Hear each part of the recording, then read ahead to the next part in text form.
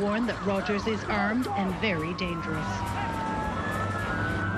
I came to the realization I wasn't turning in my brother. I was turning in a serial killer. My brother hadn't lived there for a long time. In 1995, my brother Glen Rogers was arrested in Kentucky, wanted for killing women across the country. Could it be my brother was really the worst serial killer America has ever seen? Right here, Mr. Transport. How many people have you killed, Mr. Rogers? Huh? How many people? Glen Rogers is my brother. He said they haven't even scratched the surface. He said 70. He had murdered 70 women. Did you do this, Glenn? Did you kill those women, Glenn? One-on-one alone. At the jail, you interview me. Did you kill the women? And could it be my brother was the real killer behind America's most sensational crime? Detectives from the Los Angeles Police Department sought and obtained a warrant for the arrest of O.J. Simpson, charging him with the murders of Nicole Brown Simpson and Ronald Lyle Goldman. So are you a suspect? O.J., are you a suspect? Now, Glenn told me when he called, she said, guess who I'm partying with? Nicole Simpson. Actually, what he told me, he says, they got money, they're well off, and I'm taking her down. My brother is killing dozens of people, and I'm the only one who knows it. If I don't say something, I am just as responsible. If Glenn ever gets an opportunity to watch this, I'd like to know I really did love him. And I don't want... I don't know what else I could have done.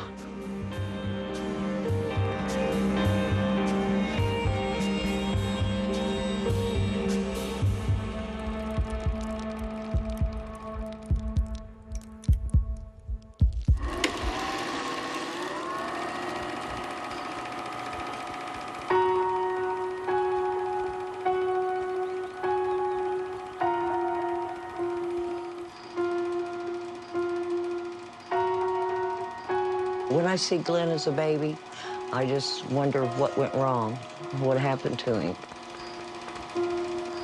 You know, he's just a little innocent child to grow up to be a monster, so they say, and kill people. I don't know what happened.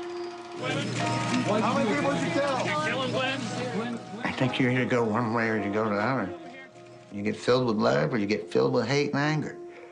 It's what you get filled with first. If you're cared for and loved and encouraged, then you're going to turn out a good person. If you're beaten, tortured, starved, and deprived, you're going to turn out like an animal.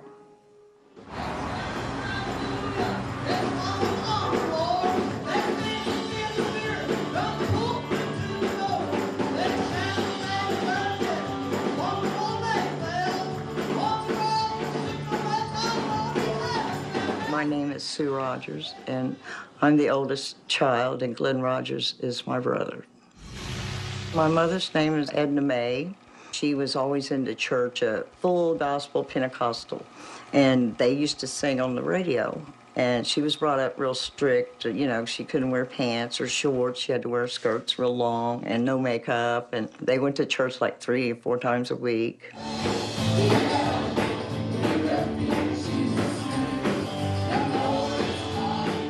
My father had just got out of the military. Oh, my mom said he was the most gorgeous man she'd ever laid her eyes on. She wondered why he would pick her, because he could have anybody he wanted. But she was beautiful, too. Well, my name's Clay Rogers. I'm the exact middle child. There's 3 older and there's 3 younger. Claude Rogers was my dad, born in Lee County, Kentucky. And the big thing down there was moonshine. Because my grandma and mom wouldn't let him bring any alcohol down there. They had bottles stored all over the property. My dad, Claude, was a hard-drinking, moonshine-making, gun-playing man. This is where they used to keep the still where they made the moonshine at. And when my dad married my mom at a very young age, she was a church-going woman. But how he was, he decided right then and there when they met that she wouldn't be going to church anymore. I love my mom and dad. They did the best they could do. They're not perfect.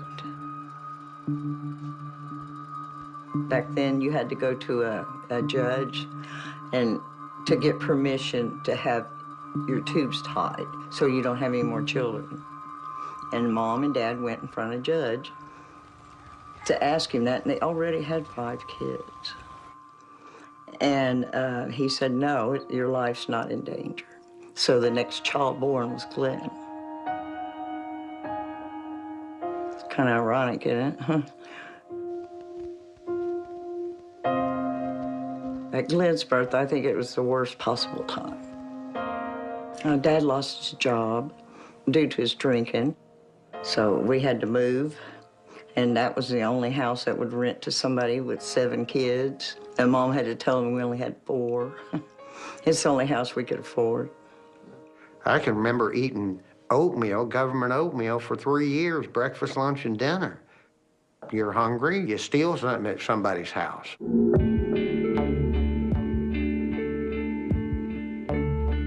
The police didn't, when we got out there and got in trouble, they took us to a nice place and gave us soda pop and potato chips and took us to a safe place to sleep, and there was no deterrent. Nobody was hurting you. You got hurt when you went home. It wasn't a normal childhood, Dad liked to shoot a gun and target practice. Shooting our house up and putting it to my mom's head just was scary. The police didn't scare us, so we weren't worried about committing any kind of crimes, and it kind of escalated from there because we got so good at sneaking in and out to get food that it was a natural escalation to become a burglar or a thief because you got so sneaky and so quiet and so discreet about it, and you were so young, nobody even paid any attention to you. You could take and do whatever you wanted.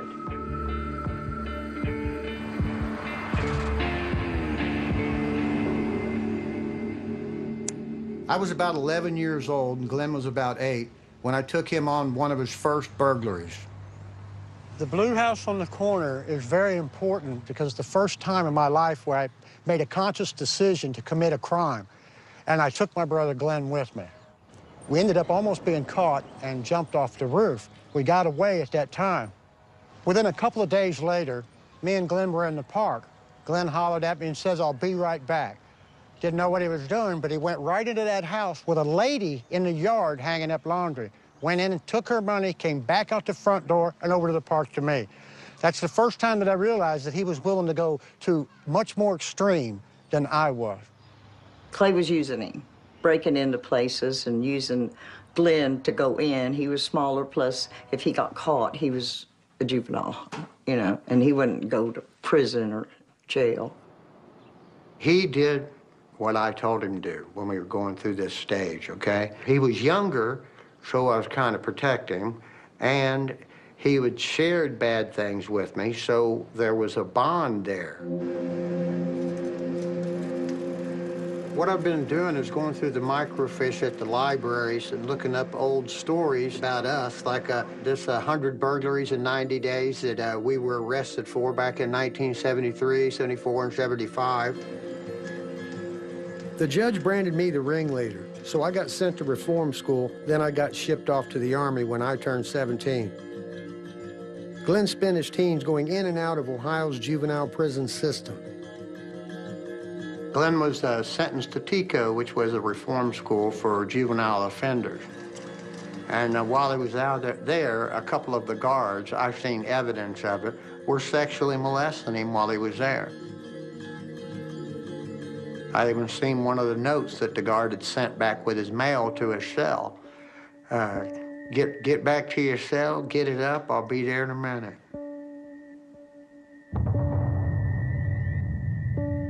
Nobody cares for you on the outside. Nobody cares about you on the inside. You're going through hell. So when you get out of that situation, I went up and got him. Hey, do you think he's can be a normal person by then? This is a sad state of affairs.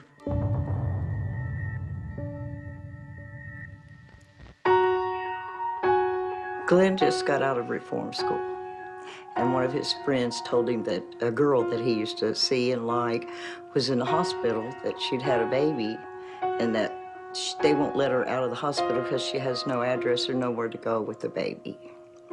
So Glenn went up there, and next thing I know, he come to the door with Debbie and a little baby. He loved Debbie. He loved the baby. It wasn't his. He adopted it legally. Glenn always wanted to be a good person, and he wanted to have good things, and he wanted somebody to say, look at what I've done. Look at how I've turned out. But everything that he touched turned bad. He was very jealous. He didn't trust Debbie at all. She didn't do anything, but he just didn't trust women. Glenn married Debbie in 1980, and they soon had a second baby of their own. But their marriage was no bed of roses.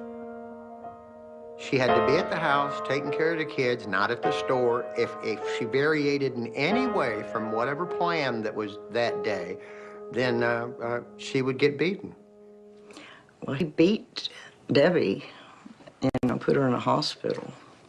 So that was the first that I ever heard he was violent with the women. Well, look, he's seen it in his own home, and the mother stayed there for over 50 years. So how else is he supposed to take it? I guess you got to beat him to keep him to stick around 50 years. After Glenn had beat Debbie so bad that it looked like he was going to be arrested, Glenn took off to California. Debbie ended up with the kids and a divorce. Glenn stayed in Los Angeles, still wanting to make a family of his own. He met another girl, her name's Kathy, and they had one child, a boy. But that marriage didn't work out either. A lot of people split up. A lot of people get divorces and have kids. But if you take a certain kind of person that this is their life and it means everything to them, everything, their being, the reason for getting up in the morning, and you just take it from them. You know what I mean? Of course, not only are you going to be angry, nowhere to turn, but eventually you're backed into a corner and an act of violence come out.